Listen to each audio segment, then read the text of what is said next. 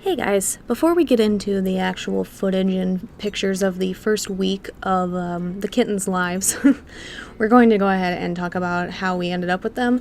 And while I talk, I'm just going to have this video of Bean looping in the background because unfortunately it is the only video I have that is not related to the kittens saved on my flash drive because I did not think to put videos or photos of her beforehand on my flash drive, so this is what we're gonna do. But anyway, back in August or so, my grandma saw this calico cat outside by the bean field, and then about a month later, towards the end of August, my mom saw her out there as well, and was able to feed her and the next day get her to jump up on her lap. So the day after that, I went outside and called to her by the bean field and I couldn't find her. She didn't respond to me, nothing like that. But when my mom came home, she went outside and meowed for her and also didn't hear from her. But then when she came back in, she saw the calico cat in question out by the field, the opposite direction of the bean field. So I went out with a can of wet dog food and called for her, and she came sprinting up, meowing and excited for more food. And that was Bean. So Bean, as you can see, is this gorgeous, sleek calico cat. She's not fluffy or fat. Every other calico we've ever had has been incredibly fluffy, but Bean is very sleek and thin and elegant, the same way that Celine is, our gray cat that we've had inside for the last 5 years or so. And the very first things that I said to Bean was, "Oh my god, you're so pretty."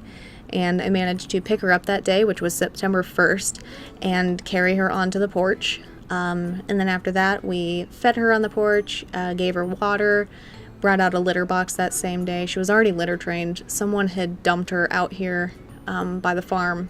People do that with their cats all the time. It's disgusting. But we have 3 other strays outside that have all been dumped here in the last 3 years, just for reference. But Beanie Bean is the one that we brought inside because my grandpa's cat, who I call Prowler, kept lurking around in the bean field searching for her. But because she was from the bean field, I'm sure you can understand the originality and creativity behind the name Bean. It wasn't long after this that she started to gain weight pretty fast, and we realized that, unfortunately, she was pregnant. At the time, we assumed it was because my grandpa's cat had gotten to her and knocked her up, but based on when she gave birth, it seems that she was most likely pregnant shortly before getting dumped out here. And she just wasn't gaining weight because she wasn't eating much. She was scavenging and barely surviving on whatever she was finding.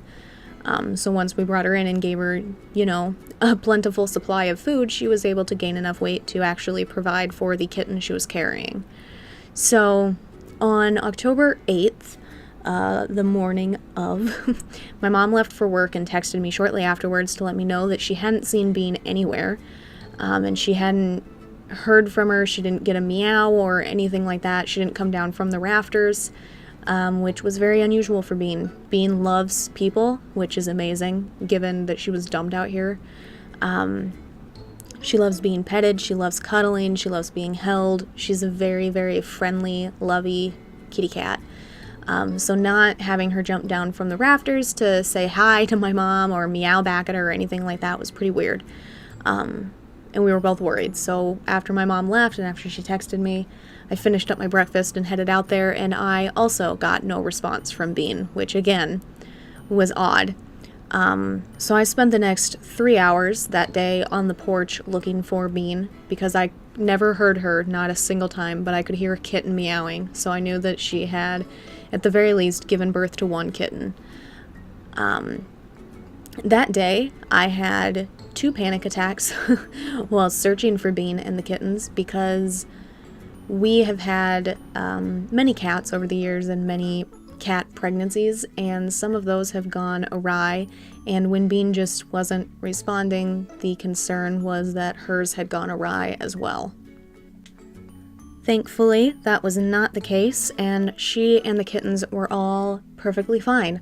I had spent the majority of the time looking for them in the rafters because she had spent the last like 2 weeks up there in the rafters, and we figured that's where she was going to have the kittens. But instead, I found her on the floor, wedged in between the wall and a tote full of, I think, clothes. The Christmas ornaments are stacked on top of it, but that's what you can see in this picture here. She was wedged down very, very far.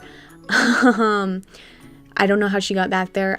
To this day, I'm still concerned that she fell back there. But either way, I moved the totes as carefully as I could. I got her out, and I got all 4 beautiful, healthy, ginormous newborn babies out.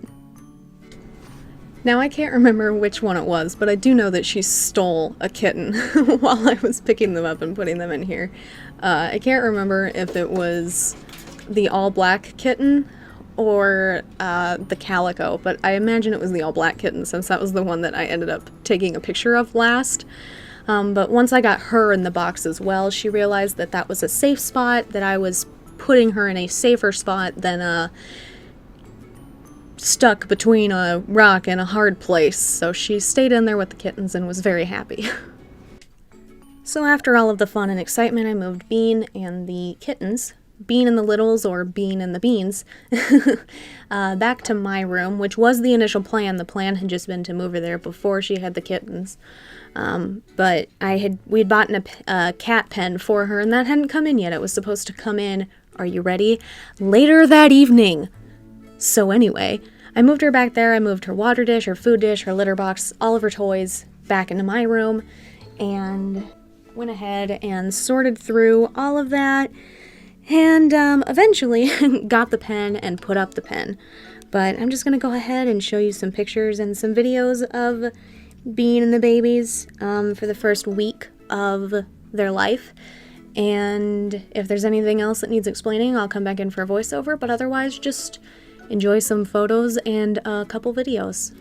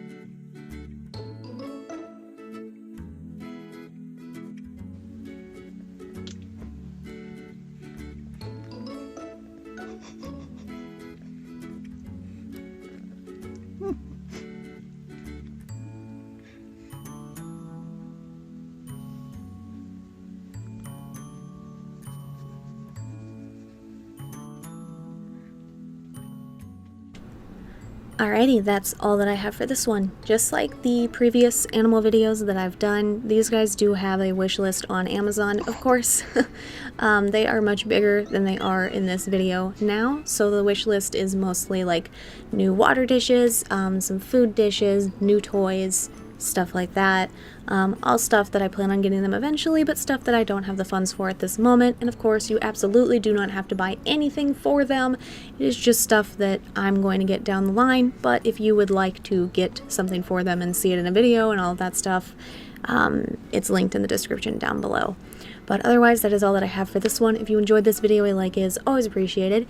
In the next one that features these guys, it'll be week 2, where we get to see some eye-opening and some baby blues and all of that stuff, but that'll come soon. Working on it, just a long process to get all of the videos transferred over and the photos and all of that, but thank you guys for watching. If you want to stay updated on these guys or my gaming videos or the writing stuff that I do on this channel, feel free to subscribe. Links to my authors pages and social media and all that stuff, as always, are in the description down below. Thank you guys so much for watching, and I will see you in the next one. Bye for now.